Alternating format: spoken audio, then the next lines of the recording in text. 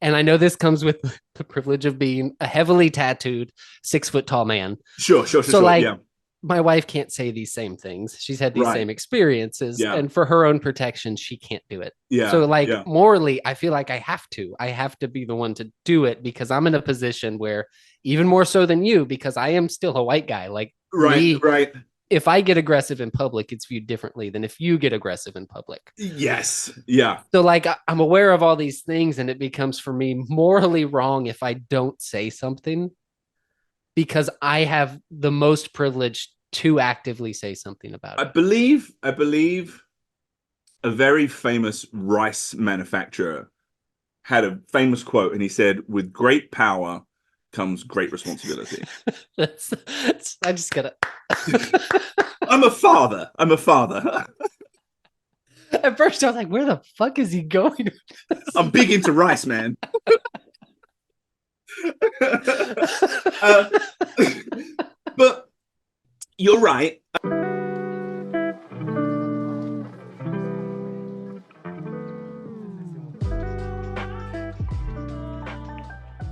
Don't you do the.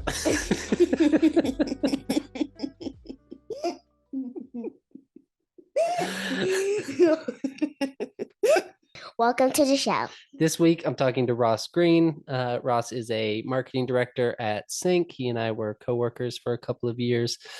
He works on this show. He did the cover art for it. He helps me with the editing.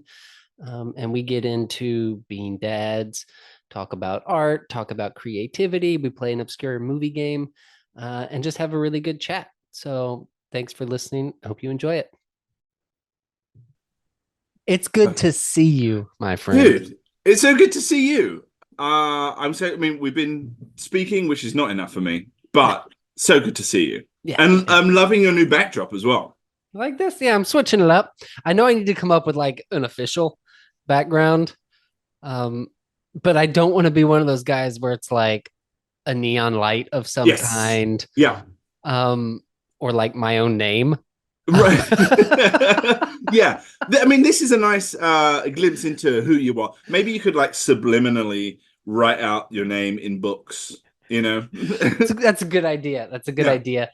I was thinking I'll mix it up and I'll throw some movies back there. I've started like work calls every day. I switch out and I throw a new record on the shelf, and I'm like, just so you know.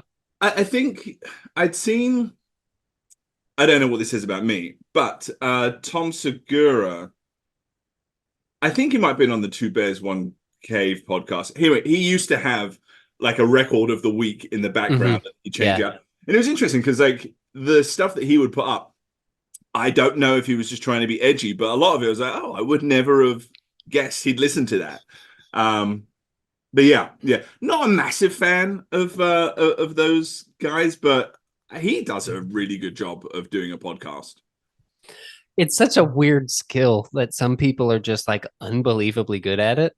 And even people whose like work I don't enjoy outside of it, or the other way around, of people whose work I do enjoy, and then they get on a podcast and you're like, not it. Yeah. Not surprisingly, I would say I mostly watch like comedians podcasts.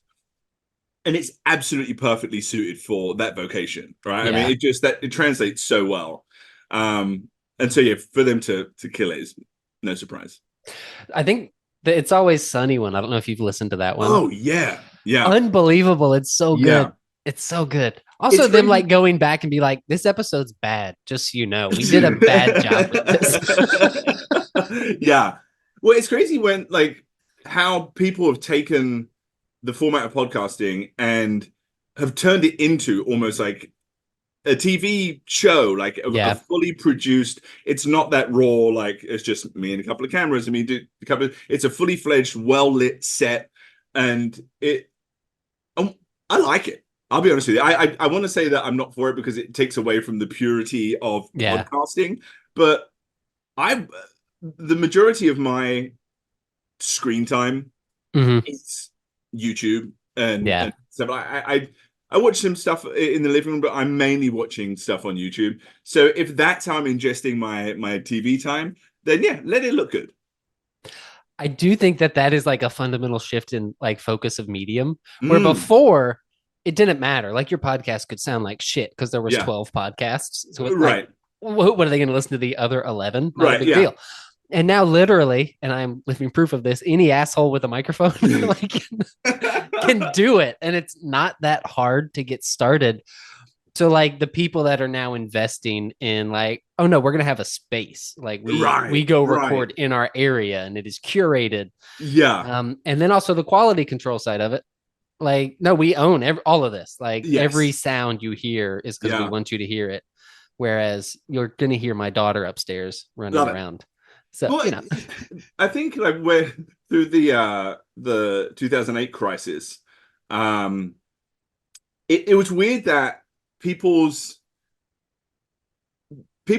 kind of lent into that homemade. Oh, I want like artisanal granola soap. Like I don't want Johnson and Johnson stuff. And I think we're staring down the barrel of some other awful situation coming up in the future, hopefully far away. Yeah. But I feel like with the oversaturation of podcasts, like I saw David Cross has one. Speaking of people that like you kind of expect to have one, even his is very well produced. Yeah. So I like the idea of like the British news article. What was it? The interview that happened to that British guy and his wife came in and the toddlers came in the background. It's hilarious, but it makes it more real. That's an example I give all the time at work. Like, I mean, the last 4 or 5 companies I've been at have all been remote first. Yep. And so like everybody at some point like, oh, sorry, my dog is like just kicking the door in. And then like, no, we're so far beyond that where it was a worldwide story that this guy's child was in the background while he was working. Right. But I mean, I'm like, no, there's a severed hand on my bookshelf. But what better way to get on the same level as whoever it is you're talking to? Like, you got a 50-50 chance that they've either got a dog or they got kids, and like, hey, baby, we're relating. So I use it as a tool because as an account manager, my job is to get people to see me and not see the company. So my goal is always, if they're talking to me, I don't want them to think of XYZ, whatever company name I work for. I want them to see Zach, and because Zach is harder to fire than an agency. An agency is really easy to fire because people fucking hate agencies. Yeah. People like Zach. So I would like hey, I agree. And I think that can go on a t-shirt. Just people like Zach. People like Zach. That's funny. It could be, people like Zach ... And then that way it's like either people like Zach or people like Zach do things like this. Yeah. Like start a podcast. Yeah. Right. Yeah. Well, dude, thanks for coming on. Thank you for having me. We have been talking a lot recently, which is fun. I'm very excited about all of the things we're working on.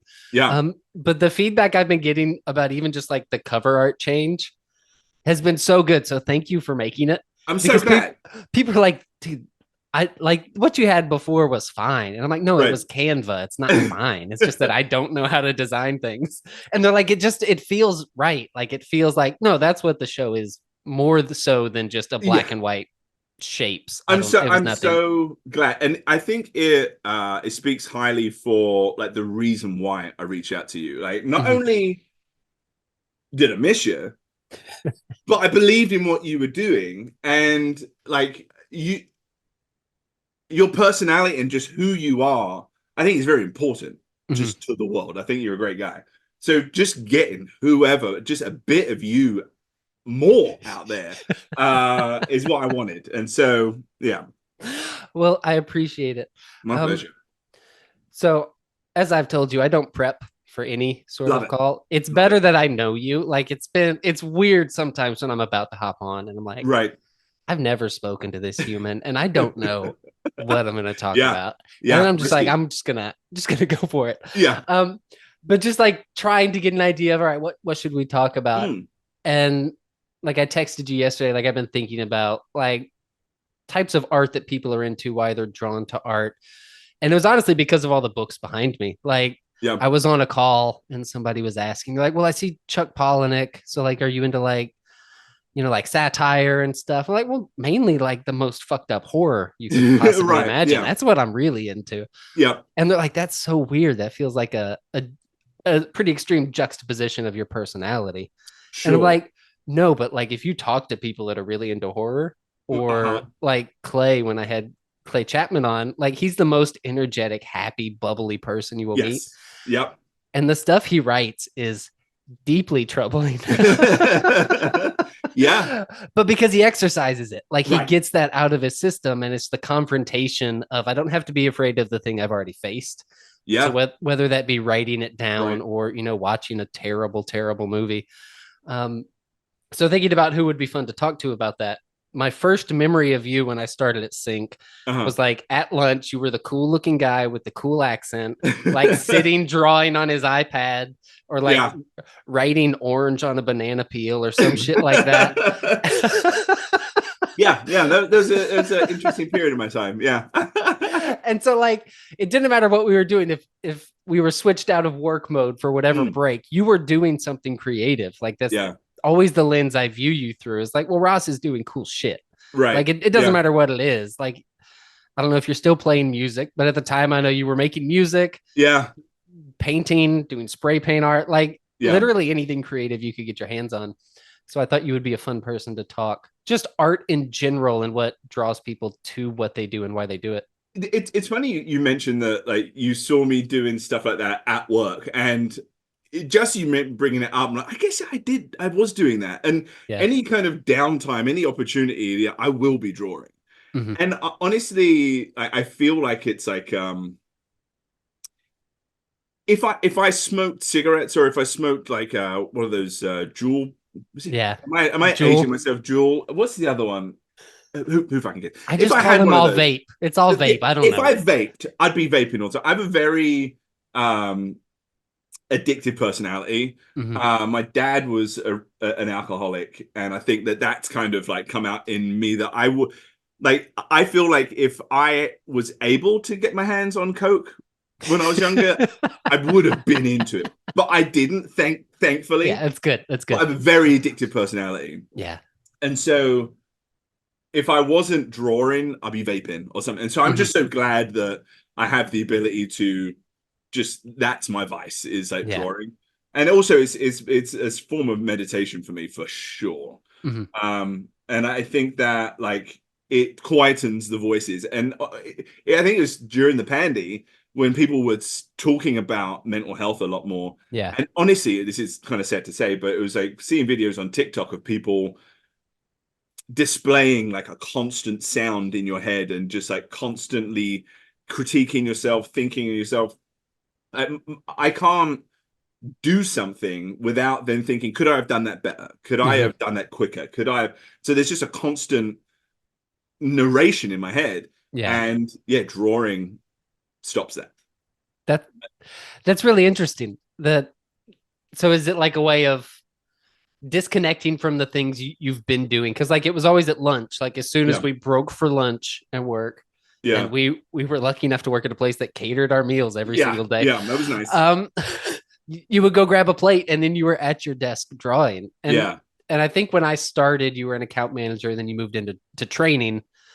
So like you were doing the same call 14 times a day, just back to back to back. Yeah. And then like full disconnect at lunch, iPad came out, the pen came out, and you were just drawing. Yeah. Well, I worked for a company before Sync, a couple of jobs before Sync, and I was there for 8 years. I was doing tech support for that, and that again, not creative at all, but it was tech support for real estate agents. So really, really simple, just like Windows management. And a lot of the times I would black out and then just come back to, and I'd solve the problem. And and that, happened in the next job where I was training people on the same thing over and over again. And I'd black out, come to, and problems fixed. And I think knowing that I was in those situations where I was not creative. Yeah.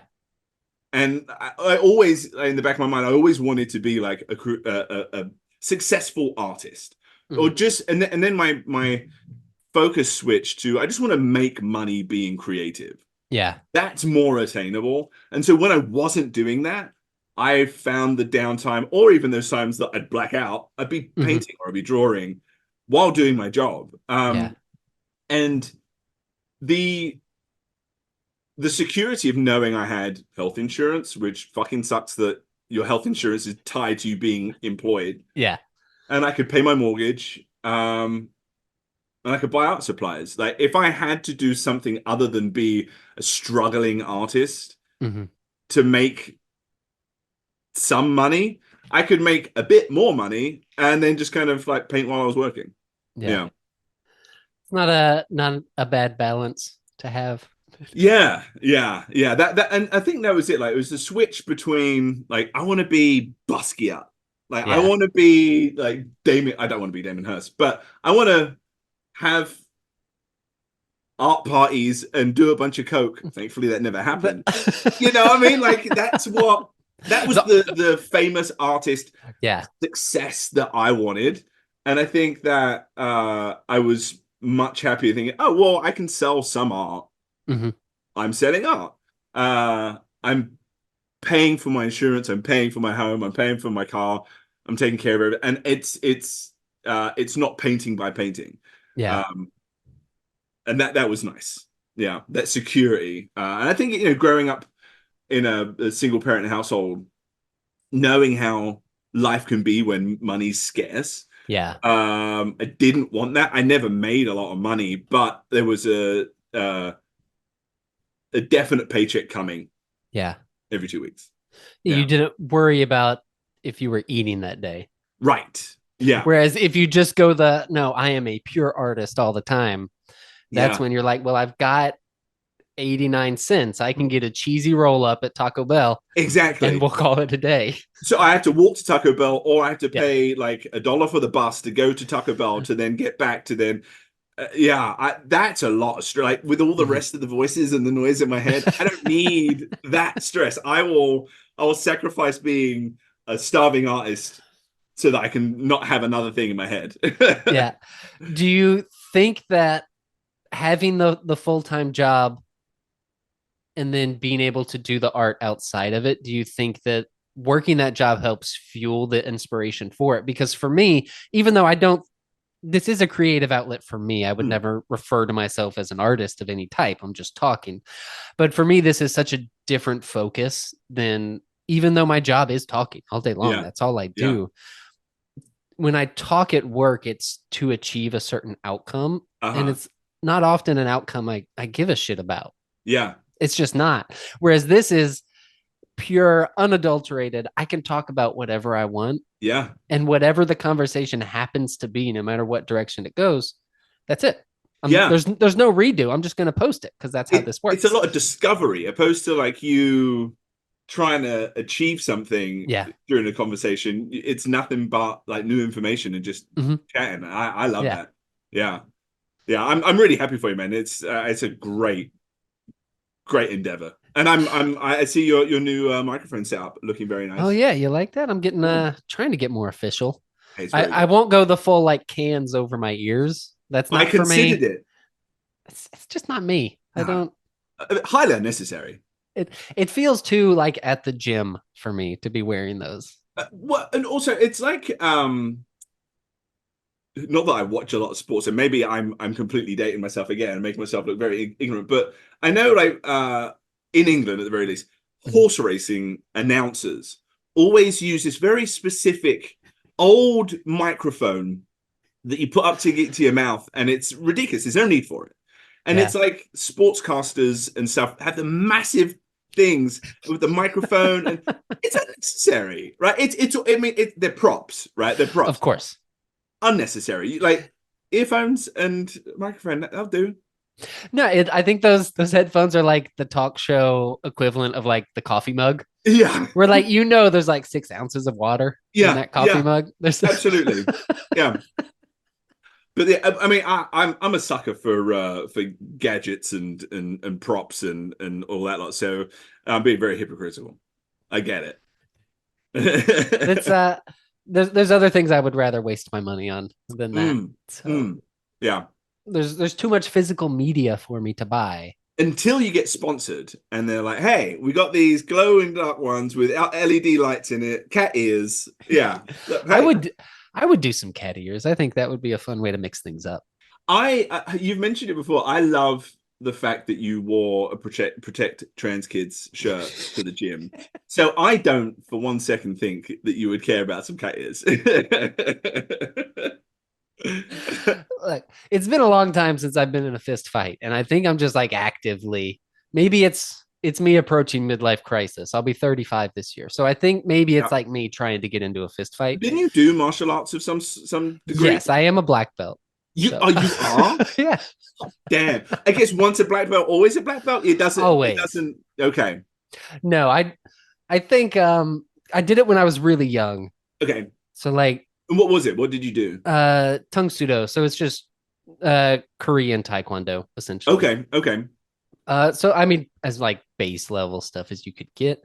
Towards the end of me doing it, MMA was becoming really popular, and so we started doing like grappling stuff. Okay. And I was really good at that because I'm lanky and flexible. Excellent. So easy. Yeah. But no, sometimes I think I just want to like punch a transphobe would be fun.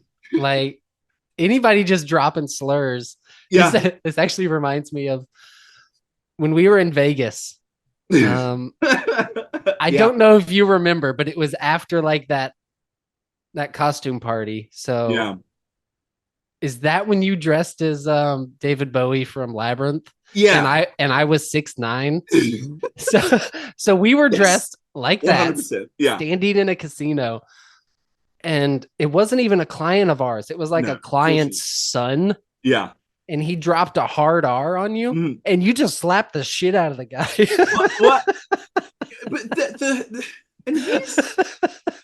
here's the thing. What happened? It was even more strange than that. I was just being myself, and he a delight. Well, thank you. And he was alluding to like he's not prejudiced, even though he was clearly coming across as very prejudiced. And he said, like, I love X, Y, Z racial slurs for minorities. Yeah. And then he dropped the N-word on me. And I was like, the fuck? Like, why do you think it's okay to say that to me? And it's funny, this started because we were talking about martial arts. I remember I did martial arts, and the slap showed it because excellent form. Thank you very much. And I think there's nothing more. I didn't necessarily want to hurt him. I wanted to emasculate him. I wanted to embarrass him.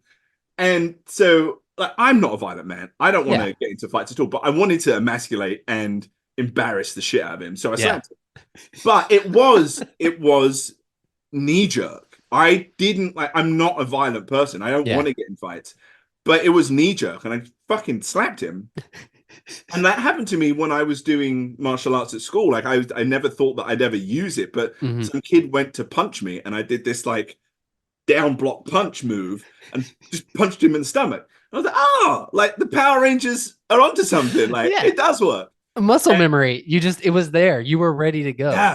Yeah. And that guy, hopefully he learned a lesson, or he walked away from that lesson thinking that mixed race, sexually ambiguous, but racially ambiguous guys dressed as David Bowie are violent and need to be taken down a peg or two. Who knows? Hopefully he learned a lesson.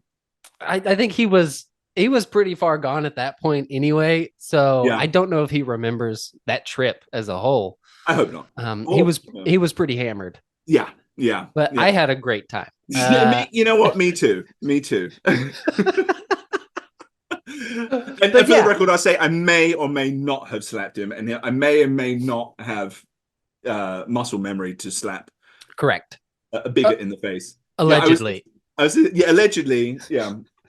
I was listening to this band just recently. I was listening to a specifically black punk Spotify playlist. Because my daughter was reading a book recently, and it was about punks, and she said that her reading program suggested a book for her, and it's like the first rule of being punk. And she came home and told me about it. She said, "Dad, I love it. It's so good. Do you think I'm punk?" And I'm like, "Do you care about what people think about you?" She's like, "No." I was like, "Yeah, I'd say you're punk." Yeah. Step one. Step one, yeah. And so we were listening to a bunch of punk. There's this band they're called great. It's going to come back to me. It's an all girl band, like a punk rock band, and that's got me down this this path of listening to it. And there was a song. It was like "Punch a Nazi in the Face." Yeah. And I think I know Dead Kennedys did a song, and I don't know if it was a cover of that. I don't know the song well enough, but what they were saying was so obvious. It's like, yeah, go punch a Nazi in the face. Yeah. Punch a bigot in the face. Like, don't let that be okay. And I was listening to it yesterday while I was washing my car. And I tried to take the other standpoint and put the shoe on the other foot. And I was like, if you're a Nazi, if you're a bigot and somebody punches you in the face for something that you believe in, yeah, how does that make that person any worse than the person that they think you are, who's going to hurt somebody for something that they believe in? And just automatically in the back of my head, I was like, well, the Nazi doesn't believe in anything good. Yeah. I think we can all agree that a bigot like that doesn't believe in anything good. So it's good to punch that person in the face. And so I was like, yeah, no, you can't let that shit slide. No, it is morally sound, and I would say morally necessary to confront these people, right? Because we normalize it by not confronting. Yes. And that's why, like, bands like Stray from the Path, I don't know if you're familiar with them. I don't. But they have a song called Goodnight Alt-Right, and it's a song about punching Nazis, and they even reference Dead Kennedys in it. Brilliant. I'm writing because down. That's the whole point of the song. And that's the shit they talk about, because they know it's important to do that. And to circle back to wearing the Protect Trans Kids shirt, like, that's the whole impetus for it, of like, I don't want people to think it's okay to say those things around me. So they have to think about it if they see me, whether I'm wearing the shirt or not. Yep. So what for them, saying a slur out loud in a public place before, no big deal. They don't have to think about it. It's a normal conversation. But now they have to think about it. Yeah. Because I'm not going to stand for it. And it's little things too. Like, I remember when the pandemic first started, I was in a grocery store wearing a mask. And a guy walks past and is like, towards me, no mask on. And so I just said, "What the fuck did you say?" And then he turned and kept walking, because like, these people are cowards most of the time. Yeah. When you confront them, and they're not used to being confronted, so then they tuck their tail and run. And I know this comes with the privilege of being a heavily tattooed 6 foot tall man. Sure. My wife can't say these same things. She's had these same experiences, and for her own protection, she can't do it. So morally, I feel like I have to be the one to do it, because I'm in a position where, even more so than you, because I am still a white guy. Like, right. If I get aggressive in public, it's viewed differently than if you get aggressive in public. Yes. Yeah. So like, I'm aware of all these things, and it becomes for me morally wrong if I don't say something, because I have the most privilege to actively say something about it. I believe a very famous rice manufacturer had a famous quote, and he said, "With great power comes great responsibility." I just gotta. I'm a father. At first, I was like, "Where the fuck is he going?" I'm big into rice, man.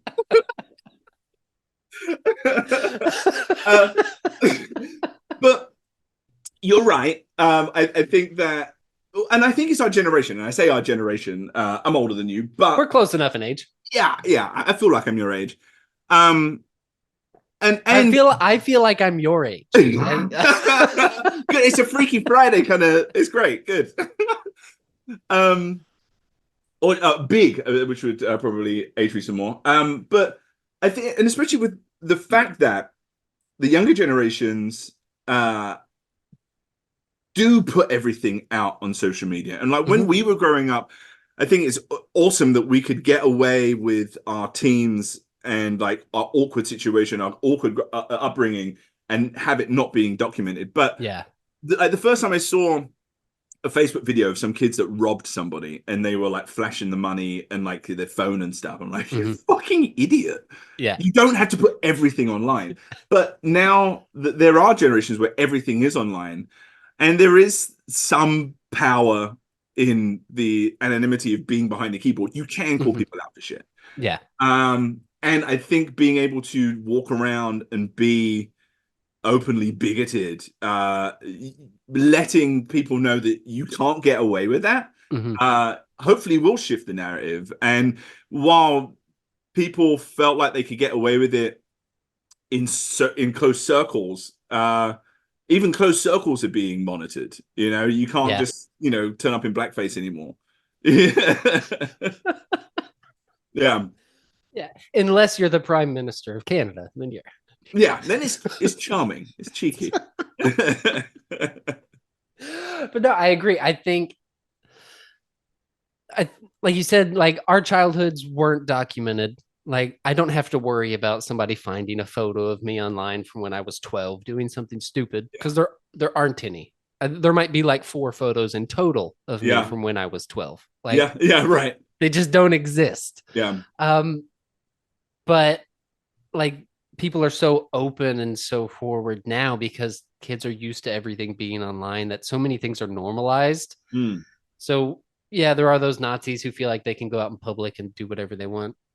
But there's also the opposite of it, of like people coming out at younger ages and having communities around them that support them because it doesn't fucking matter.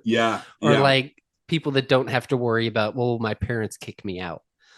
Because no, their parents raised them knowing that they loved them. Like it's not, I don't care what you're into. It's irrelevant, has nothing to do with anything. So there's such a cultural shift in those things. And and I am a very pessimistic person. I put forth a very positive. You sure do. Yeah. It's my greatest skill set. I mask well, but a lot of things I'm very pessimistic about. Younger generations is not one of those things. Like at every turn, I'm seeing so much positivity about the way they include others, the things they stand up for. And then also just the shit they won't take. This whole work movement is just, I love it. I love just and the amount of exposure that it is getting, and people just like, why am I fucking making all this money for these people and they can barely give me health insurance, or they don't give me health insurance. Being able to be vocal about it and just like let other people like, yeah, this does fucking suck. Is wonderful. And I think that obviously I'm scared for the younger generation, but every older generation was scared of what we were going to be. And I think that the more people that can get out and protest and get their voices out there, it's easier to find out about a protest or something that's going on, because you had to be in those kind of renegade circles before. You had to be plugged in, but now it's everywhere. And if you feel similar and compelled by that, hey, turn up and make your TikTok video there. Just be there. No, strength in numbers. Like there's so much more mentality of there's more of us than there are of them. In every situation, any sort of oppressive force, people are like, oh no, we like 1,000,000 to 1 we outnumber them. Right. and you know what, even though it might not make a fucking blind bit of difference if everyone turns up and protests, the government are going to do what they want to do. Exactly. There is camaraderie, and it does make you feel good that you are not alone. Like I remember I went to a Run the Jewels concert the night, I feel like it was the night that Trump was inaugurated. It was something that either we found out that he was going to be president, or it was like the night of the inauguration. And just the vibe in that room, it was at the Tabernacle, and just everyone was pissed. But you could feel it, and then to have it at the backdrop of Run the Jewels. Holy shit. Like I've been to marches and protests that I feel connected, but I didn't feel connected on an emotional level as I was there. Like everybody, and it was such a mixed crowd as well. It was incredible. Yeah. So I can tell you it was the inauguration because the night he won or the night it was announced, I was at a concert at the Tabernacle. Oh. Very different group. I was seeing Tegan and Sarah, but Oh, similar reaction. adorable. Similar reaction. Yeah. Madness. Yeah. Before I forget, I looked it up. I didn't want to be rude because I was on my phone. Panic Shack is the name of the band. Panic Shack. Panic Shack. Yeah, it's a all-female British like punk group. So good, so good. I'm trying to show my daughter as many female punk bands as possible, and it's awesome because like I'm educating myself as well. So Panic Shack, I recommend you looking them up. I will. That is something I've actively done. Being a guy that listens to primarily metal, it's mostly dudes. Yeah. So like I do try when I'm in the car with my daughter to like make sure I'm playing music that isn't just a bunch of white dudes. Right. Yeah. So whether it be like, oh, here's Spirit Box, like this. That's exactly what I was going to say. That's exactly what I was. That and Ginger. Like Tatiana is insane. She's so good. I love obviously just watching the videos, but I remember showing my daughter, like we were watching a lot of baby metal. Like she loves baby metal. Of course. I also love baby metal. So. Same. So good. And then I showed her Ginger, and just she was like singing clean and just melodically just beautiful, and then she just fucking rips it, and she was blown away. Yeah. But you'd mentioned something a second ago about the younger generation being able to see so many different things. It's really interesting you say that because like, my daughter, the way that she sees differently abled people and different genders, like the idea of gender to her is so gray, it's so amazing. Yeah. That it's just because my wife and I have had those conversations with her at a young age and just kind of let that notion flourish. Whereas I was probably like early 30s, early 30s before it clicked for me. Like, the fuck is gender? Yeah. Who gives a shit? What the fuck is sexuality? How about everybody just does what they want? Yeah. But growing up like in the suburbs of England in the 80s and 90s, like, wait, you're from England?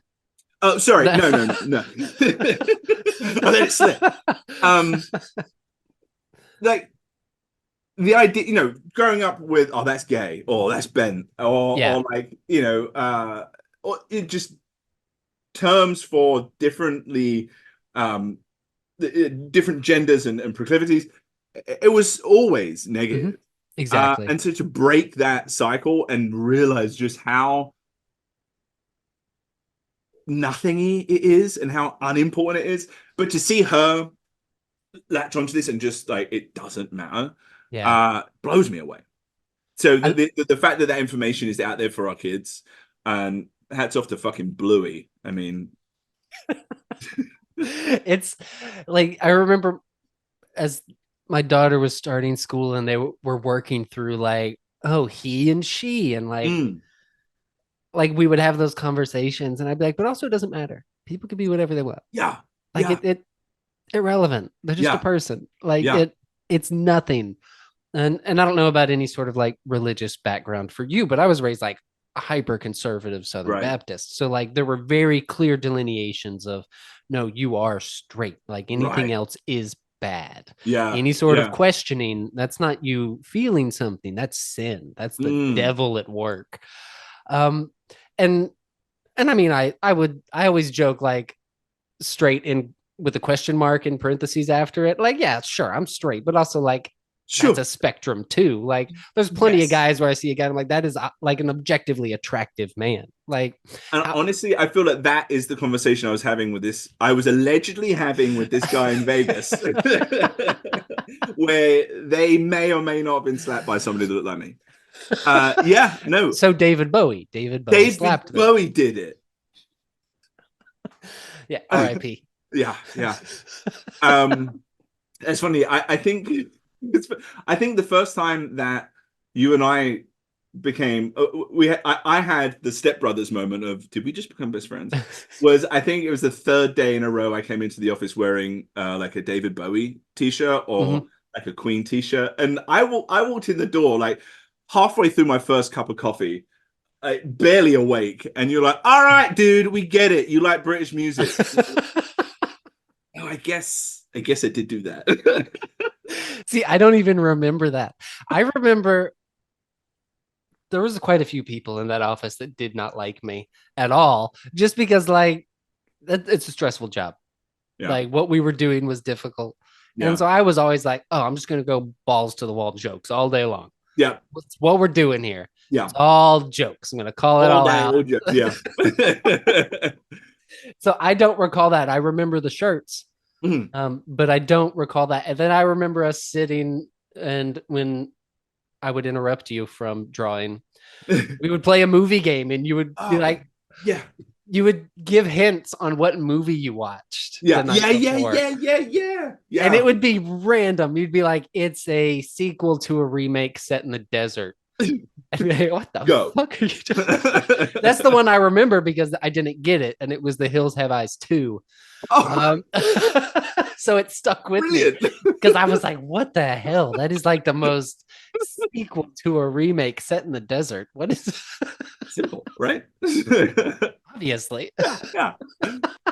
Yeah, it's funny. There's a guy on TikTok that I've seen has kind of taken something that I did in the office after you left. A colleague and we would make it our mission to compliment people. And I do this to this day. If I see it and I like it, I'm letting you know. Because who's going to get offended by being complimented? And of course, unless it's some dude and you compliment his girlfriend or whatever, it's risky business. But we would every day we would make an opportunity. Like if somebody walked past and they had a good outfit on, because a lot of people would just roll up to the office just like super bummy. And so somebody put the outfit together. Hey, loving what you did today. Congratulations. And oh, thank you so much. So I changed it from obscure movie trivia to complimenting people. Yeah. I love that. That's how I got through the day. Yeah. It's a nice way to just lift spirits. Right. Yeah. And it's so small and it costs you nothing. Yeah. I remember when I first started taking on clients. And it's not that there wasn't a training process, but you can only train someone so much to get on a call with a real estate team. Yeah. And help explain a very complicated to them product. Yeah. That they're paying a lot of money for. Yep. So they wanted to do their whole job for them. Exactly. Yeah. This automates my job, right? I just sit down and I make money. That's how this works. I show up at closings. Right. So I remember I was on a very difficult call, and as soon as it hung up, Leslie came up and she was like, hey, you did great on that. She's like, everything you were saying, it was so confident, but not overbearing and easy. And I was a couple weeks in, so I still don't feel like I know what I'm doing most of the time, but I really didn't feel like I knew what I was doing. And then after that, I was like, oh, okay, I've got this. Yeah. It's so small. If you feel compelled, if that's how you feel about something, what does it take to share that with somebody? It makes you feel good because you have the feeling in you and you get to put it out there. Yeah. And how somebody receives it, I don't think many people are going to take a compliment as long as you're not creepy about it, which I'm not always great at doing. I'll just get it out there and I might come across very creepy. But I think most people like a nice compliment. Yeah. I don't take them well in my personal life. That's the problem. Me either. It's very difficult to hear them. Yeah. I don't think I heard them a lot growing up. So for me, it short circuits my brain a little bit. And I'm like, I don't know what to do with this information. And as a person that almost never feels awkward. Right. Even a transfer of awkwardness. My daughter will watch something. She'll be like, I got to turn it off. This is too awkward. I don't feel any of that. Oh, yeah. I feel zero awkwardness ever. But when someone says something it can even be my wife. And I'm like, this feels weird. Yeah. My wife cannot watch Love on the Spectrum. She cannot. It just too awkward. Yeah, it's too awkward. But so I completely know what you mean. But I take compliments very, very badly. And I think, again, this is my own self-therapy. I think that it comes from being in a single parent family, knowing what a sacrifice for me would mean to my mum. Like for me to ask for something would have been such a sacrifice for her. Or like, I want to do something, I want to go somewhere. Like I know we can't do that. So like for somebody to do something for me, I'm like, oh, you don't need to do that. Yeah. And so it took a lot of conversations. Like me and my mum get along really, really well. And she was like, yeah, but I want to do it for you. And it would make me feel good to do it. So for you to accept it would make me feel good. Yeah. And so that I've had to kind of train that in my daughter as well, and train myself to like, if somebody wants to do something nice for you, let them do it, because it's not really about you. It might make them feel good. Yeah. I still don't like it. That's fine. I understand it conceptually. Yeah. But for me, I'm like, no, this feels bad. This feels very bad. Yeah. But similar, like I do remember, like, it wasn't a single parent household, but it's single income, and there were 7 of us. So like, even though it wasn't like pressed on us, I was still, even at a young age, like aware of like, oh, money. Like it obviously costs a lot to have this many kids. There's a lot of us around. Yeah. So I would feel bad about asking for stuff, Yeah. or if somebody got me something, I would feel bad about it. And I think I still feel that way. Like there's things that I feel guilty if I spend money on myself for. Do you spoil your kids? Do you get them? I spoil the shit out of them. It's unreal. Yeah. I try to balance it by like explaining, like, hey, dad works really hard to afford these things. But like, I don't ever want them to feel that pressure of like, if they want something, that they're a burden for being a kid and wanting something. So like trying to find that balance of, you can't have everything you want. Right. But also life is short. Like you want to go see a movie and eat cotton candy and popcorn and shit. Yeah. Okay. We're going to do that. Yeah, I remember like once my brother and I went to my dad's house for the weekend. We came back and my mum had left some toys on our bed. And I always remember it was a Chitara figure from Thundercats.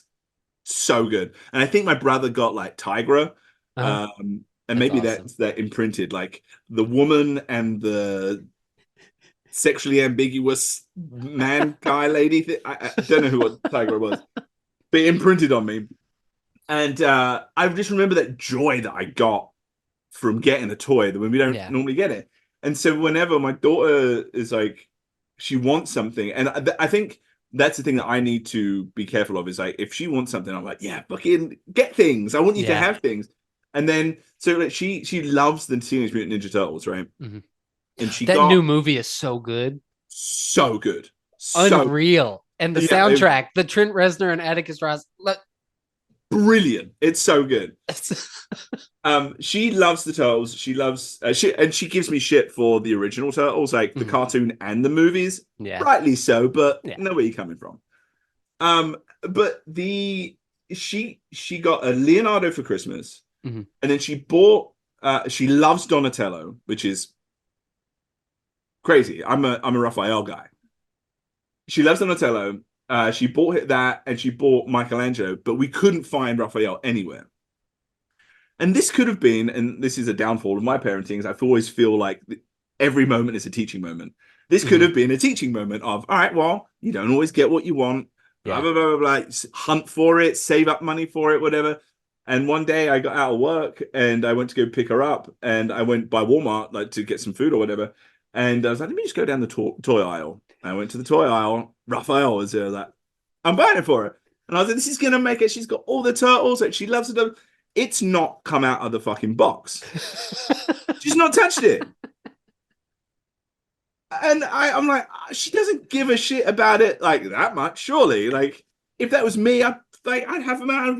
And she's an amazing artist. So, like, what I was thinking, she'd set them all up and, like, she'd draw them and so, still in the box. Because she knows it's more valuable that way. She's thinking long term. Yeah. I hope so. That's what's so like my son, he doesn't ask for as much. Like if he's got video games, he's good to go. So Yeah. like Game Pass, all of that. He's Awesome. always Yeah. got fresh games coming in. Don't Yeah. have to worry about it. But my daughter, like it's toys. She wants stuff. Love it. But then she's like super grateful when she does get it. So like Yeah. she is Yeah. aware and she's thankful for it, or she's manipulating me. Either way, it's still Yeah. it works. Yeah. Yeah. So- Yeah. Yeah. And I don't know if it's, guilt of wanting to provide a great experience for your kids, Mhm. but also growing up in the 80s and 90s, like that is a big thing of like not getting what you want and dealing with it, getting over it when you don't get what you want. And Mhm. I remember I watched a TV show. It was like in the 90s, it was about this kid who slips into a coma. And it's like his whole imaginary like life that's going on in this coma, like proper 90s theme. Oh, it's not St. Elmo's Fire.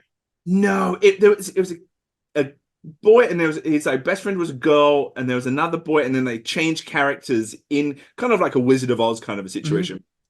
And I watched every episode, and I didn't necessarily really like it. Yeah. But I was so far into it. I was like, it probably came on after like Samurai Pizza Cats or something. Like I just watched it. And the last episode, we went on vacation and I missed it. And I was pissed. And then I was like, but I missed it because I'm on holiday. Yeah. Get over it. And so there's lessons to be learned there of not always getting what you want and seeing the bright side of things. Yeah. But did you ever see the finale? I did not. And the thing is, I have no idea what this show was called. No clue. I did go back and watch the final episode of Dawson's Creek, which I didn't see for the longest time. I was surprise, big Dawson's Creek fan. And I missed the last episode, and I went back when I was like 30 odd, and rubbish. It was so bad. Like the 90s, teen dramas don't always hold up. You want to hear something wild that I often do? I will watch all of a show and then never watch the finale. Ooh, maniac. I'll just stop. I'll be like, no, this is good for me. Like, where do you lie on Friends? Do you like Friends? Yeah, I saw the last season first. Okay. So like I remember it being a big deal and like people watching it. So that was my introduction. And then I didn't see it because like reruns. I wasn't really watching reruns. Right. So like I would see episodes here and there, but yeah, only like 5 or 6 years ago did I see it all chronologically. Okay. My wife and I watched all of it when it hit Netflix. And I'm like, yeah, it's good, but it's a sitcom, so it's the same thing over and over again. Absolutely. Like, it's comfort food. I get that. It's like low. It's never gonna challenge you. No. It's early Beatles. That's what it is. And that's why it works. Yeah. And so it's good. I think it's the best version of what it does. Yeah. I'm not necessarily always interested in what it does. I hadn't seen the last episode, and I think my wife and my daughter and I, we went through it last year from maybe like season 4 onwards. And I think that's like when it fucking hit its peak. Yeah. But yeah, being able to say like Friends fan, having never seen the end. And of course, now that I'm a father, I'm fucking triggered. Every Christmas, my family loves to play British Christmas adverts to me. So I cry. It's awful. And so the last episode of Friends, I was a mess. Yeah. So were you a crier before you had a kid and it increased, or was it like a change for you? Because I was always a very emotional person, but like movies didn't really get to me. But like I have a very distinct memory of watching Into the Spider-Verse, like the first one, in the theater with my son. And when his dad is talking through the door to him, like just bawling, just like that father-son stuff. Or like there's one line in Royal Tenenbaums that gets me every single time. And it's just when Ben Stiller says, "It's been a rough year, Dad." And I'm like, every time gets me. It's so good. I grew up as a kid. I was a crier. And I remember one day I got upset and some kids in the playground like made fun of me for crying. Yeah. I was like, oh yeah, you can't. Okay, you can't do that. All right. So we take our emotions, we press them down. And that I did. That's worked since. So it's very, very British of you. Yeah. No emotions. And then only when I had our kid, or my wife had our kid, it was like I think we went to go see. My wife and I went to see like a Disney movie right before my daughter was born, and it hit me, and I was like, "Why am I? Wow, this is weird." And then the thing that gets me is choreographed large number dance acts. Same. I don't know why. It just gets me. It's the beauty in the movement. Like La La Land, I'm a fucking mess, dude. But it's. I don't know why it's like choreographed dance numbers, but it's just there's a beauty in it. There's a lot of envy in it. Like wish I was in it. But that it gets me every time. There's something about like in a movie when someone is just exceptionally good at what they're doing. Yes. Like I remember like Lauryn Hill in Sister Act 2, like even as a kid, holy shit, just being like, I don't know why this is affecting me the way it's affecting me. And now as an adult, I understand. I'm like, oh no, because she's unbelievably good at what she does. Yeah. And you know, you won't find me crying at a concert. Like if I go and I see someone like really, I'm not crying. And you know, I didn't cry when my dad died. That came out when I did mushrooms once, and I was like, oh, my emotions are coming up again. Oh no. But yeah, like just times when I know I should. I found that method of push it down. Yeah, choreographed dance number or a Christmas advert. Yeah, no, same. I'm really good at whatever I'm feeling. If I feel like it will harm the moment I'm in or like make things more difficult, like, oh no, I can't. Yeah, I'll deal with this later. I can latch on to that feeling of, oh, I'm sad. Put it down. It's kind of muscle memory. Exactly. Yeah. We got bullied for it. I was called slurs for being emotional, so it's like allegedly.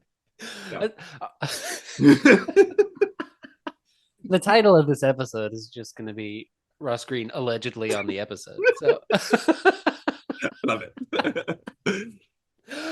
All right. Well, because I enjoy talking about this and I have an example. What is like something that unexpectedly made you cry? Because for me, are you familiar with Lorna Shore, the deathcore band? Yes. Yeah. So the Pain Remains trilogy, those songs, okay, they did videos for them. Just wept. It's deeply affecting. Like the way the video. I don't know these videos, so I have to check them out. The way the videos play into the lyrics of this song, there's one part where all the sound drops out and someone in the video mouths a word, not even like a line from the song. Yeah. And like just crumbles. Like I can't deal with it. It's so good. So a deathcore song. Deathcore. No, that is wild. But Will Ramos, right, is the name of it. I mean, he's a very attractive man, and to hear that the noises coming out of his face, and I think you know it could be, just an incredible talent mixed with the visual aspect. Yeah, I guess it's the right combination of weird things that trigger. I think it's strange that it's choreographed dance numbers that makes me cry. So yeah, but I know it's going to happen. I know it's going to happen. Yeah. So if you know what got me, the trailer for the newest Matilda movie, Mm-hmm. the musical, shit, where the kids are dancing down the hallway, Just like flinging their papers, and yeah, that was a my mess. daughter watches that movie on a loop. And it's so annoying. Like I'm trying to show my daughter, look how cool like this movie is, and it's Roald Dahl and blah blah blah blah. You love the book, blah blah. And I'm just look at the dancing. Fuck. And at a certain point now, like we'll watch something on TV, and my wife and my daughter will just be like, "Is he gonna go?" Yeah. But it's good that you're able to show that emotion, so it is normalized and expected. Yeah, but only if I cried at like the right time, though. You know, if I was, but I do think that circles back to the thing I wanted to talk about, though, which is like the power of art and the certain types of art that do connect with you. Yeah, for whatever reason it may be. You're right. For me, there's such catharsis in watching something that is violent and over the top and just confronts all of the things I feel. I have such an emotional response to that, where other people might be repulsed. Yeah. I can take a movie like I Saw the Devil, like the most just extreme Korean revenge movie you can imagine. And it's just brutal, and 2.5 hours of just like, I can't believe I'm seeing these things on screen. Yeah. But it resonates so deeply with me. Yep. And it challenges me as I'm watching it. And like, I just connect with it in such a way. Whereas I said, like other people be like, no, this is smut. What did you do? Right. Yeah. I hope you got it on VHS and it cannot be traced back to anything. Yeah, like I can't watch like rom-coms. I just don't I don't care for rom-coms. Yeah. And I don't have time in my life to make myself feel sad. I don't want to feel sad. And so like I watched like 12 Pounds by accident once, and I'm like, oh, I never want to do this to myself ever again. And you know, like Requiem. Incredible. I can't do that to myself. Yeah. You know? But that's a good one and done though. That's like glad I saw it. Everyone should see it. Yep. One time. But one time or one time only. But I will always watch a horror movie. Like I if I can spend my time being scared, like that's an emotion that I can deal with. But sadness, no, I don't have time for that. But I can definitely deal with being scared and being grossed out. And that's why I typically, that's what I watch. Yeah. Especially like Hereditary. Love that one. There was I see. Well, hey, here we go. We can play a game. We can play that game, and I'm gonna look it up. If you need to look it up, I've got a fun Hereditary story while you look it up. Okay. There's a movie about it's a daughter and a father living in a remote location, and she gives him medicine and is befriended by a very strange local man. Is it Tideland? The oh Terry my Gilliam? God! Wow! Wow! God, yes. I mean, I don't. Yeah, I think so. Yeah, it's Terry Gilliam. Yeah. Wow, that was incredible. Really, really impressed. So weirdly enough, I've been thinking about that movie a lot lately. So like, I don't think I've seen it in probably 10 years, but it's one of those movies that's like so visually captivating and like so strange. Yeah. Like Jeff Bridges is just like decomposing for the whole movie. Yeah. And like, I can't tell you the plot, but like there's pieces of that movie that have just stuck with me for 10 plus years. Absolutely. And that's it. I couldn't remember the name and you nailed it. But that has struck me. And I it's funny, I told my friends once, they were like newly dating, and they were like, yeah, well, You got any movie recommendations? And I was like, yeah, check out a Thailand. movie, Thailand. And they've like, it's 20 years later, they've not forgiven me. It's hilarious. But yeah, That's amazing. Yeah. movies like that, and I think they forgave me for that like many years later, and then later on I was like, hey, check out a movie Tusk. Don't look I, into it. I love Tusk so much. Wow, that was crazy. Yeah. But I like that, like, those movies are very challenging, and I don't even Mm, know if they're good movies.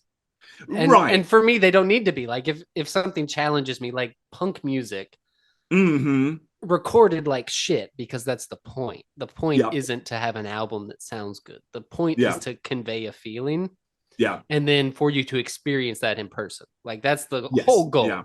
Yeah. They put out a record because they have to, not Yeah. because they want to. Right. So Yeah. I like movies like that where you're like, I really like what they did. I don't know if they did it well, and I Right. don't know if this is good. But I it's was out there now. Yeah, I was listening to the Arrow video podcast, so just Arrow Films, just like Okay. a boutique like Blu-ray label, so like put out special editions of stuff. Um, and they did an episode on robot jocks. I don't know if you're familiar. No. So it's like if uh, if Pacific Rim was made in the 80s by Stuart Gordon and was about the Cold War instead of kaijus, it would be robot jocks. That's great.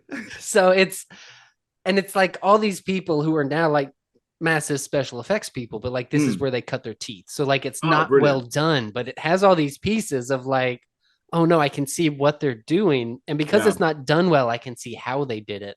And Right. so one of the hosts of the podcast, Dan Martin, is a special effects guy. So like he does all of Brandon Cronenberg's movies, Okay. um, and like just insane practical effects guy.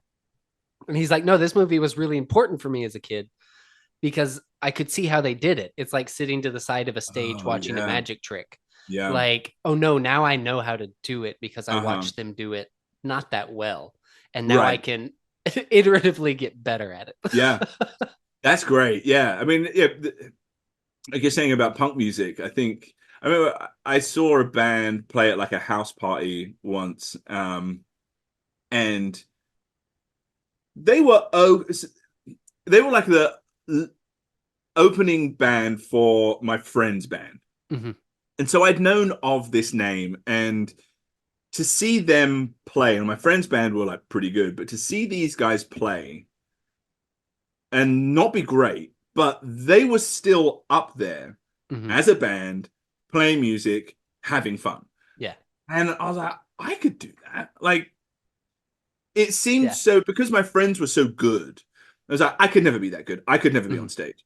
But then to see somebody just fucking get up there and do it, Yeah. you don't have to be good, but you're doing it. I was like, oh, the barrier of entry isn't that Mhm.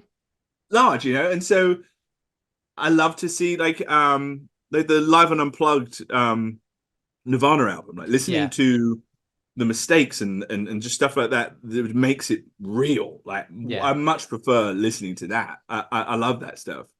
And it was right after that show that I saw these people playing. I made 3 pieces of art that are probably, I don't know where they are now, but I wrote them down, and it was a kind of a series I did for a bit, and it was like, I want to be in a band. It was just like text, and it said, I want to Mhm. be in a band, I want to be an artist, and I want to skateboard. Mhm.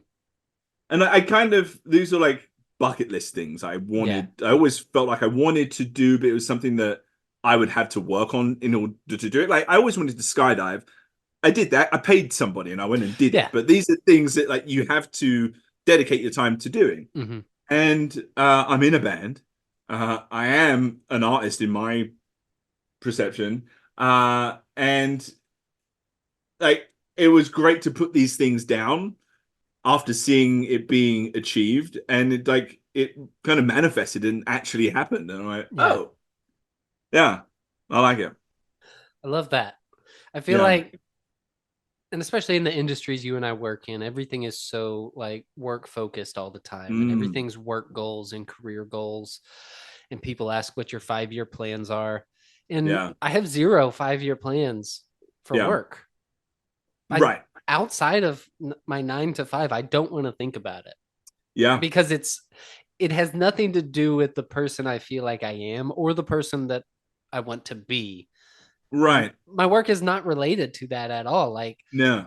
I would love it if I could continue to grow this show.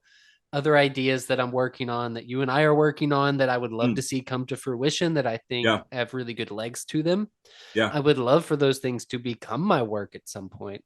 But I'm not naive enough to think, oh, my mortgage is going to get paid by talking into a microphone. Sure. Like, no, yeah. Hey, that's the attitude you need to change, my man, because it can. It can. I would love it if it happened. I don't expect it to happen. Like, my expectation is that I will come up with a good idea, and I feel like I have some good ideas, and that I will execute them to the best of my ability. And how people receive it, to me, is less important than the fact that I did it.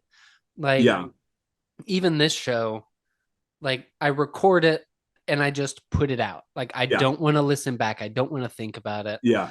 While I'm in it, I just want to be as in the moment as possible. Yeah. And then it's done. Like, I'll move on to the next one. I don't feel any sort of attachment to it. It's something I already did. And so let's go to the next one. But I think the beauty in it is that you put yourself in a space where you are doing this. You are doing a podcast. You are talking. You are putting something out there.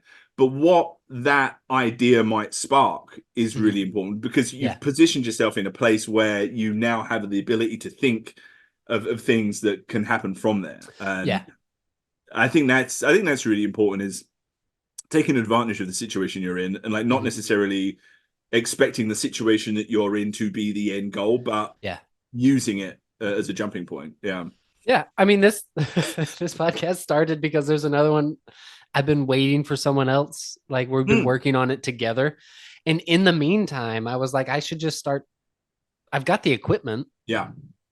Yep. I'll just do it. Like, it'll fill the void of the thing that I thought I would already be doing. Yeah. And now it's branching off into wildly different things. Exactly. And it wouldn't have done that had you not just started. Yeah. And I'm not saying that this is the case with you, but I say to my daughter all the time, that, like, if you do something, if you are an artist, which she is, like, you've got a backlog of really shit pictures. You've got some really bad drawings to get out of you before the really good one happens. And each time you do a good one, the next time you do one, you'll look back at that good one and you're like, that's terrible. But you got to get bad songs out of you. You got to get bad pictures. You got, like, even when you start something, like you were saying, you know, with the calls at work, you got to get the bad ones out. Yeah. And it's that kind of next mentality, like, just, it's out there. And now I move on. Yeah. And I got into that with painting, is like, you know, it was important to realize when to stop at a painting when it wasn't working. There's a lot to be said about persevering and pushing through and not giving up, which is also something, you know, you got to teach our kids. But also realizing when you're losing time at doing something that's not working out, just move on. Like, get it out there. If you paint over it, if you burn it, if you just, like, forget about it. There's plenty of paintings that I've sold that if I look back on now, it'd be really embarrassing. But you know what? They paid part of my mortgage. You know, it happened, and it's done, and it's out there. Yeah. No, I mean, I think it was in the first episode, I tell Kaveh, I'm like, this is the worst the show will ever be. Yeah. Like, it can only get better because I don't know what I'm doing yet. Yep. And episode 1, when I get to episode 100, I'll be like, what the hell was that? Like, I just kind of, like, floundered around and didn't know what to say. And at the time, it was the best I could do. So it's great. Right. Yeah. A year from now. I wonder how many people, for a medium like this, I wonder how many people would actually say, you know what, I'm going back to episode 1 and I'm listening to all of them. But I mean, you know, I feel that way about music. I think a lot of people feel that way about movies as well. But with something like a podcast, when there become so many episodes and they do kind of become time specific, maybe you don't go all the way back to the beginning. Yeah. So maybe never mind. Don't know. I like to think they're evergreen enough that anybody could just like pick it up and listen. Yeah.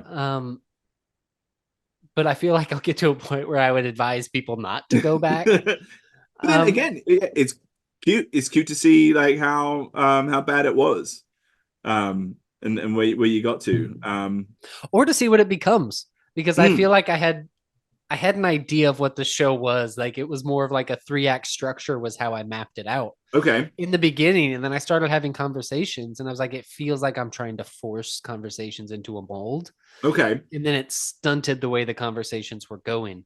Yeah. And I'm like, right. No, I'll just go wherever it needs to go. It was actually a conversation you and I had when you were talking about Joe Rogan.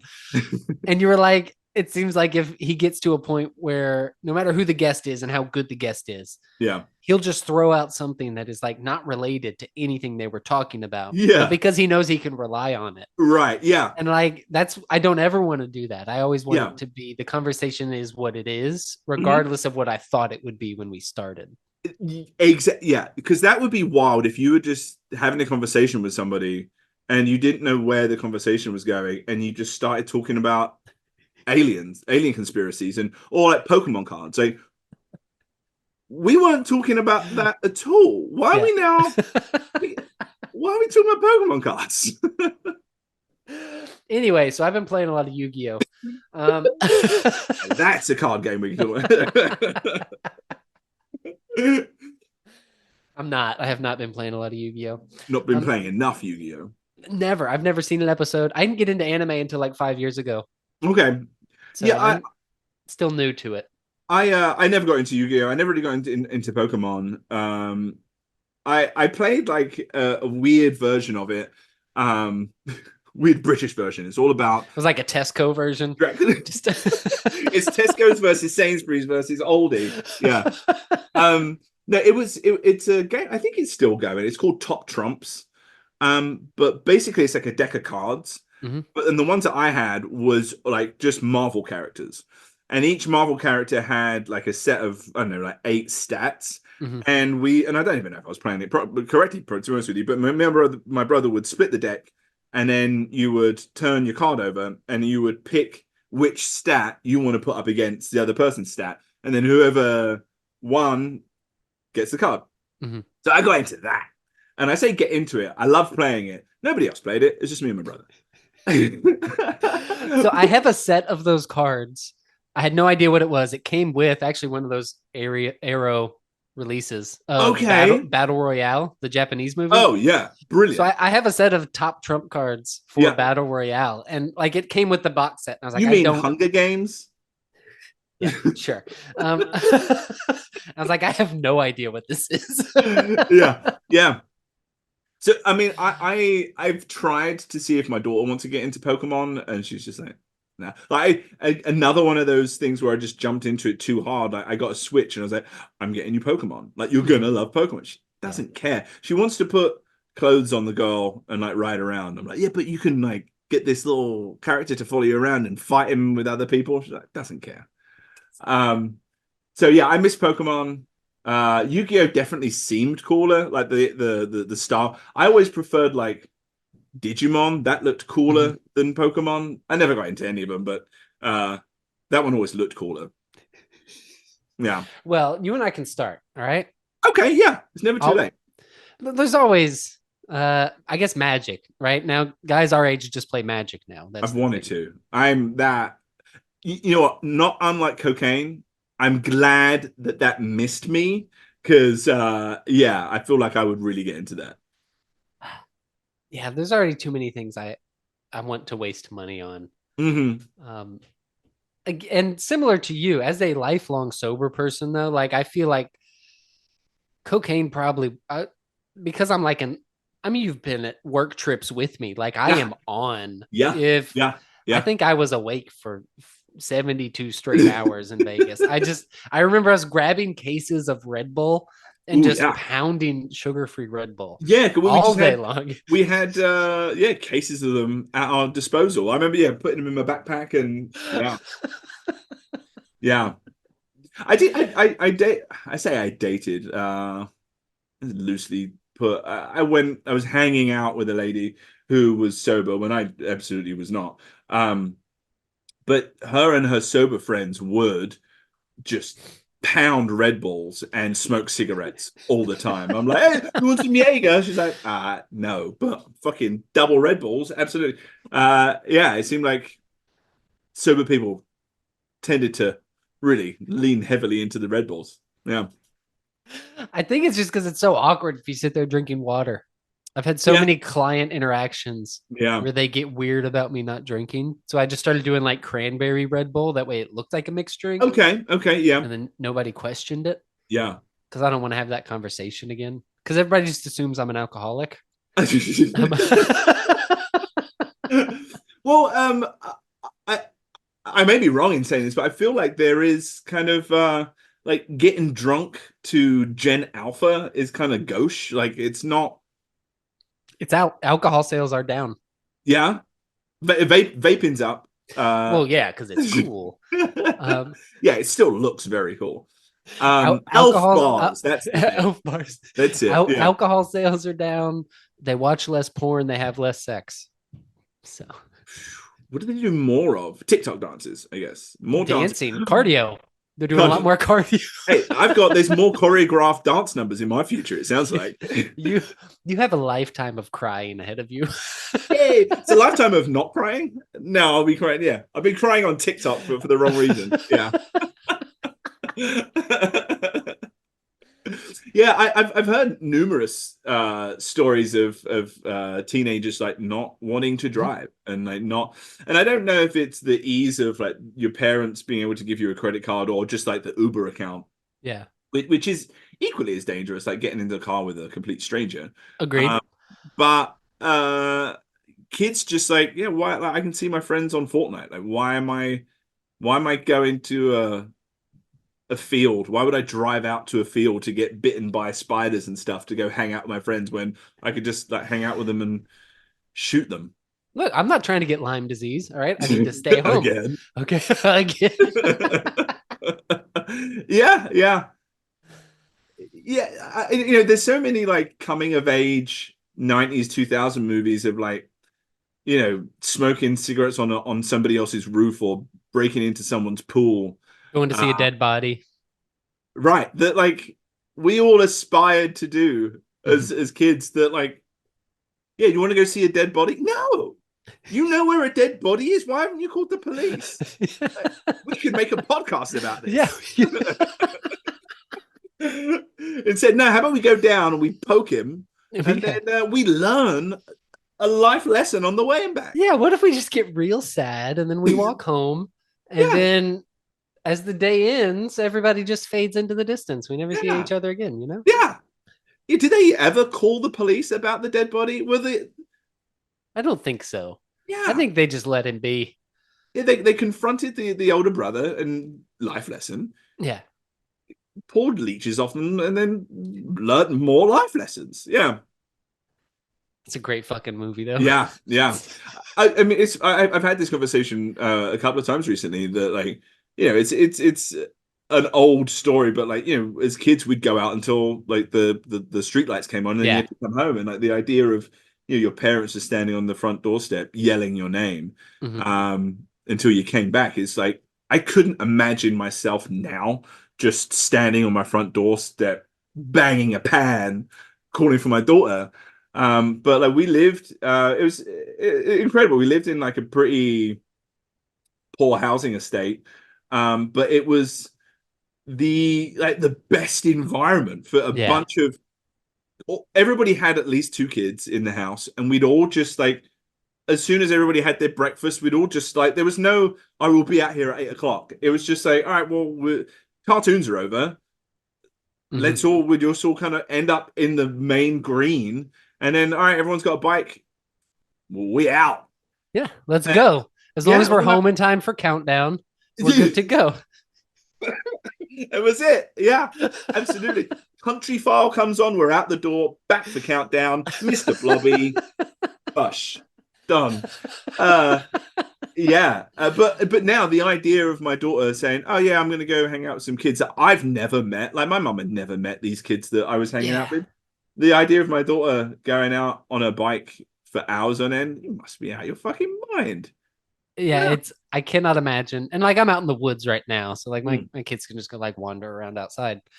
Um, but statistically, we live in safer times than we did back then, but we're so much more aware of it now, Yeah, of like how yeah, fucked up things can be. yeah. But and that's the thing, like even like fucked up things did happen, but like Yeah, you walk more home. often. Yeah, you'd walk home with a broken arm. You'd make it home. You'd walk home and you'd like fallen off your bike and you put your teeth through your lip, but you made it home. And but like I don't want my daughter to do that and me not be there to fucking Superman her up and yeah, Exactly. let's go. I've got you. Let her hobble back with a broken leg. Like plenty of kids have done it. Yeah.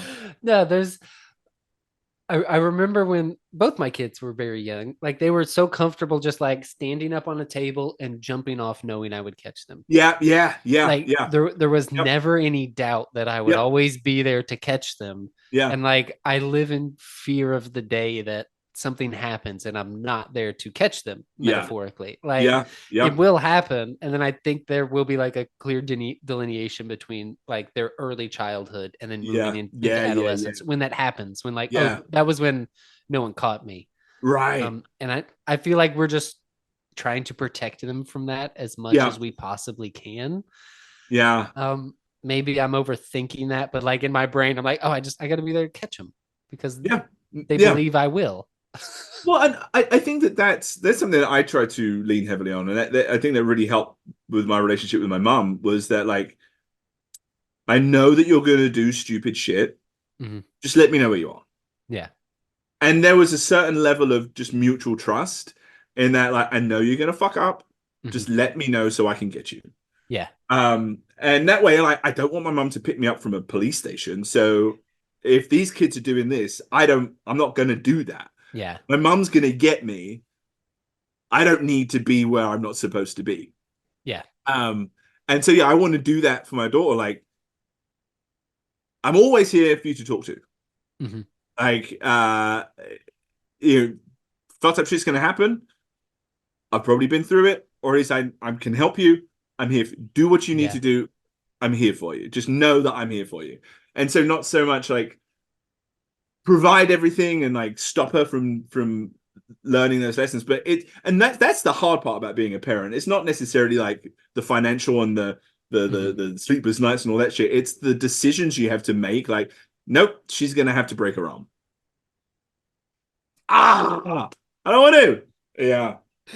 Yeah, because we will fuck them up in some way. Mm-hmm. But like, what's the least damaging way we can fuck them up? Because we're still people and we will fail, and we're bringing whatever past traumas we've got. Yeah, we're working through. Yep. And like some of that will imprint on them. So it's just about protecting as much of that as we can, so they can be the best version of them they can be without too much of our shit being superimposed onto them. The way I've been talking to people about it is like, I feel like kids were very much viewed, I was growing up in the 90s and early 2000s of like, they're a product of the parents. Like, okay, yeah, right, less than people, you are a product, and once you're an adult, you become a person. And so like people viewing their kids as people from the start and like having conversations with them as people, or like getting feedback. Yeah. How do you want to be raised? How do you want to be parented? What are you interested in ways that I never had those conversations? Yeah, that's really interesting you said, because I feel like that's like how my dad saw us. Like we weren't ever really able to communicate with him until like we were adults. And then, he died before I kind of got to that age. I saw my brother have that relationship with him, in that like they were able to meet. Like as soon as my brother was able to like buy him a beer, and it wasn't like my dad didn't have any money. It was more like we're on a common level. Yeah. Then they became, like, they had a relationship. But yeah, that is a weird product of like I've definitely had that conversation with my daughter. Like, is there anything I do that you don't want me to do, or is it something that you wish I did do? Because like in hindsight, having not had that kind of transparency with the parent, not that I feel like I needed it. I think my relationship was great, but just that openness to be like, Yeah. is there something that you'd rather me do? Why not have those conversations with your Yeah. kids? I think it just establishes like a level of trust of like, oh, I don't have to hide. So when that shit does happen, Yes. they know they can go to you with it because you've already talked about difficult things. Yeah. And so like it's not going to be a surprise. And also they know that they have a voice to be able to, if they're at work or in a situation and something is happening that they don't like, they can say, I don't like that. Is the idea. Yeah.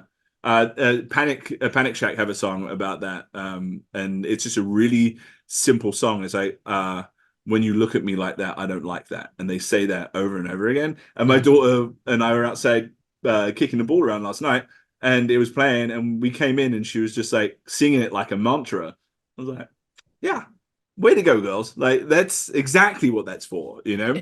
Exactly. No, my wife is really good about that with our kids. My daughter's teacher complimented us like, hey, we've never had an 8-year-old advocate for herself the way your daughter does.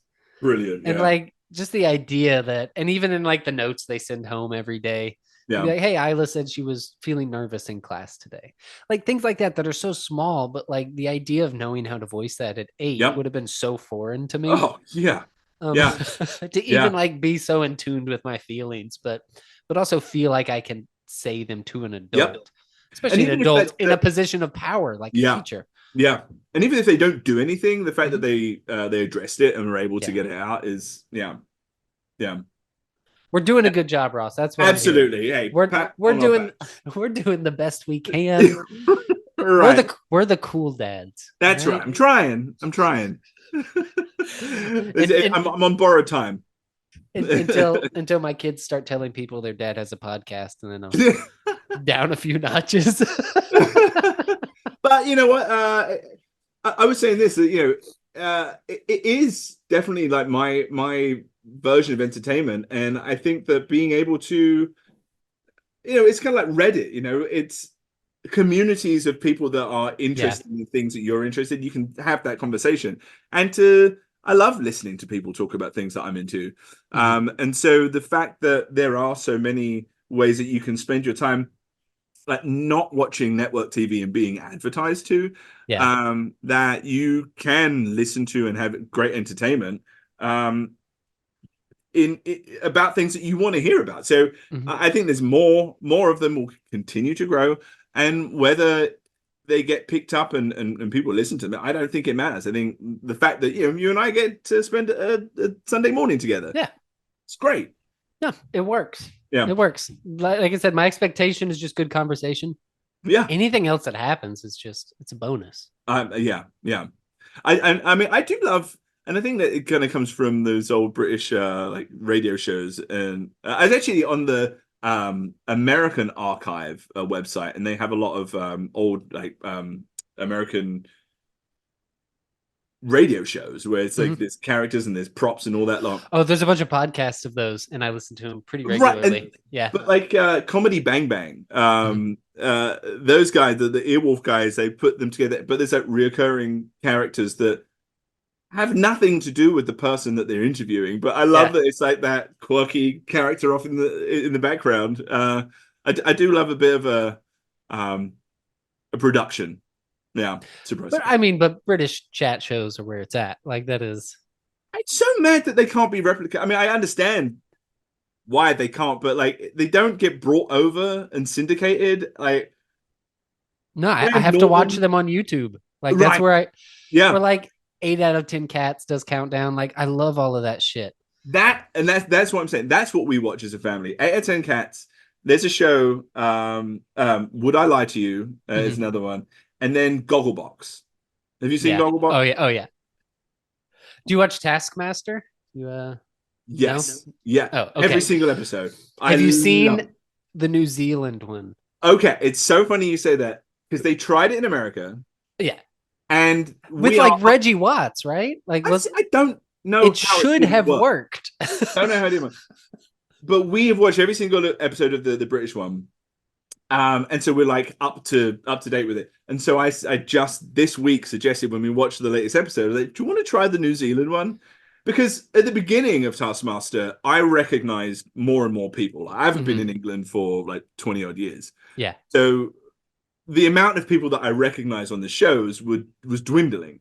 And so from time like now, I say I recognize one person on the panel. And so I was like, I don't know any of these people anyway. Yeah. What would it matter if I watched the people from New Zealand? And so we just started watching it. Yeah. Season 2, one of the funniest things I've ever seen, just yeah? as a whole. It is so good. So Guy Montgomery is on it, and I love Guy Montgomery. He's a stand-up. He has a show called The Worst Idea of All Time, and they pick a movie. And They watch that same movie once a week for a full year and review it every week. When Cats came out, they saw Cats 7 days in a row in the theater. So it's just like a full year of these two guys losing their minds. Wow. Like they watched Sex and the City 2 for a full year. They watched Grown Ups 2 for a full year. Do they ever do good movies? No. The point is that they're bad. Yikes. But like it's funny because like you'll see them start to turn a corner and be like, oh no, I think this is good. Right. And then because every episode they do what they call it their shining light. Like, well, what was your favorite part this time? And then by like week 40, they're struggling so hard just to even talk about the movie, but then to find something positive about it. Yeah. The transition between one scene to the next was my favorite part. but it's his sense of humor is just so off the wall. Like throughout the entire series, he wears a shirt with different photos of Paul Williams on it from like his childhood. Excellent. Just little stuff like that. I'm like, that's perfect. But it's once you get to season 2, we'll have to chat again because it is unreal how funny it is. Yeah, I don't understand how shows like that don't work in America. Like I love that, and this kind of goes back to what I was saying. Like there's only so many British actors that like when you like start seeing a lot of the people kind of cross over in different TV shows, you know, oh, there's that guy from that, there's that guy. There's a small pool of people to like pick from, and then when you get to like a Liverpool, even. Well, nice. I apologize. It's good. But when they start turning up on the panel shows, and like people make a career of just being on panel shows. And Jimmy Carr. I mean, he does stand up, but that is his thing. Is absolutely. But I think that the pool is so big in America that it doesn't. Maybe that's the only thing that I've kind of taken from it. But you can still get your regular pool of like C-list celebrities, to be on a panel, like a somewhat educational, like QI. How does QI not work in America? I had a conversation about this while at Sync with Laura. So she was watching Great British Bake Off, and then she talked about trying to watch the American one. And I don't think it works because what we want is we either want to be degrading people. So it would be like C-list celebrities that we treat like shit. Oh, like Desperate Housewives. Or it has to be a competition. Right. Like it can't just be, hey, we're all doing this thing. And there's aspects of competition to Taskmaster, but it's also them just like fucking around because there's no stakes. Yeah. It's level playing field. Yeah. Whereas everything here, there has to be like a winner. Someone has to win. And I think that's why it doesn't translate that well. Yeah. Because we're either only shitting on one person. Right. Like we pick a villain, we edit a villain into a show. Or it's like, I mean, back when Dr. Drew had that like celebrity rehab show, which is like the darkest shit imaginable. Like, here's a bunch of people struggling with addiction. And let's film them because they need money. So they will agree to do it. And like, that's what we do here. there was a good, I think it was a Netflix documentary about like the how troublesome the 90s and the 2000s were when like Jerry Springer and things like that were out. It was like we are just it's all just the Schadenfreude of just watching people's Yeah. lives on fire and just oh good, all right. I watched that with my breakfast. I'm gonna go to work. Like why are you starting the day off like that? Um, yeah, I think the aspect of trying to win at something, like with The Office, I think that it was like the British version of it being just a super cringy slice of life for people living in like working in an office environment got turned into a multi-series like love story, Yeah. which was unnecessary. You know, like it was a rom-com kind of situation where, and I, to be honest with you, I didn't watch it. I didn't watch a lot of it, but it wasn't about how awkward David Brent was. Yeah. You know, it's strange that it couldn't just be that. You know, It's because everything has to scale. 10Xification, baby. Fucking sucks. Yeah, yeah. Get like Luther. I love the show Luther. 3 episodes a season. They do it every 2 years. Yeah, Like every 2 years, I'll get a Luther movie essentially, right. and it's yeah. good. And then Yep. they did like Netflix bought it, and they did like an American version of like a movie, Man. and it's not good. Like it Fucking loses. Black Mirror. I haven't seen the last 2 seasons. Just I'm done with it. Yeah, I didn't finish the last season. I wanted to, but yeah. No, I think it's such a different approach to entertainment as a whole. Yeah. Like we don't have like a national lottery here. Like there's so many great films that only get made because of the national lottery. Right. Yeah. Like I don't know if you've ever seen Censor. It's a horror movie. It takes place like during the video nasties, and it's about a for anyone listening who isn't a horror fan, video nasties was just film censorship in the 80s. Yeah. In the UK, good old Mary Yeah. Whitehouse. So it's about a censor who like who sees a movie and it like triggers something inside of her, like a buried memory. Oh, and, wow. Like sends her on this like horrible path. Really good. Wow. It got made because of the national lottery. Like it's a low budget movie. Wow. That only got made because like these things exist in other countries. And like, here Blumhouse, if you're lucky, might buy you and you get $3 million to make a movie. Yeah. Yeah. But it has to fit a formula. Yeah. And over there, as long as you hire people from that country, Yep. and you film it in that country, you're Yep. eligible for grants. And we just don't do that because that doesn't scale. We don't view art as a necessity in the same way that other countries do. Yeah. That's wild. And there's just like to me, one of the reasons why I moved here, like the marketing for America definitely seemed as though, hey, we got all the money, like, we'll make everybody's dreams come true. Like you have the ability to do that. But no, no, JK, no, no. Are you sure? Sure. You sure? I mean, I did tell you that I compare America to Corey Feldman. So good. Such a good. So much promise, peaked in the 80s, and now just like a joke. Scrambling. Anytime it pops up on the news, you're like, it's going to be bad, and we're going to watch it. So. Yeah. We are the Corey Feldman of nations. Incredible.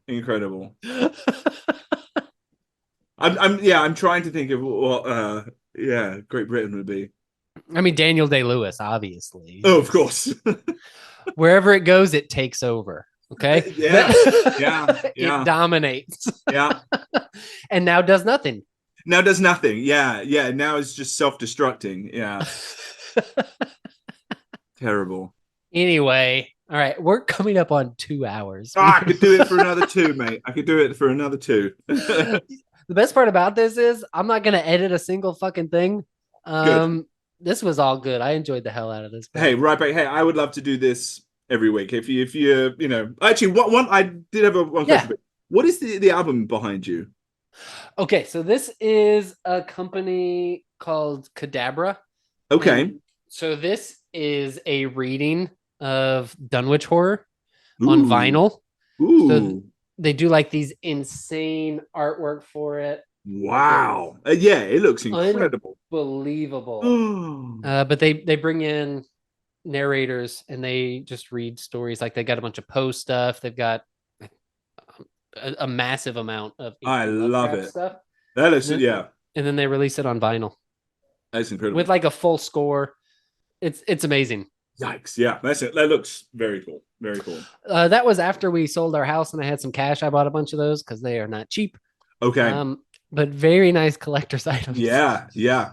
Absolutely. And if you like audio fiction, it's Love great. I started to sample a record that I found in. So my wife's from Alabama, and we go there pretty frequently. And there's like antique shops there, and like that's her vibe. And so we always go, and I always try and pick up records. And it's funny because like they have like Prince vinyl for like $2 because like nobody wants to listen to Prince. It like some random person had a Prince album in the 80s, and for some reason, and so I found this one, and it's a pastor doing a sermon to a congregation, and it's him kind of scaring kids off of drugs. Like he got into drugs, and he's like reformed, and he's getting kids off of drugs. But the way that he is telling this story about him growing up poor and like didn't have any friends, and he fell in with this crowd, the stories that he is telling sound like so much fun. And there's just like, yeah, me and these kids, we used to drive around and get drunk, and we would do this and do that, and like we'd smoke weed and we'd do this and do that. Like, sounds like you had a fucking blast, dude.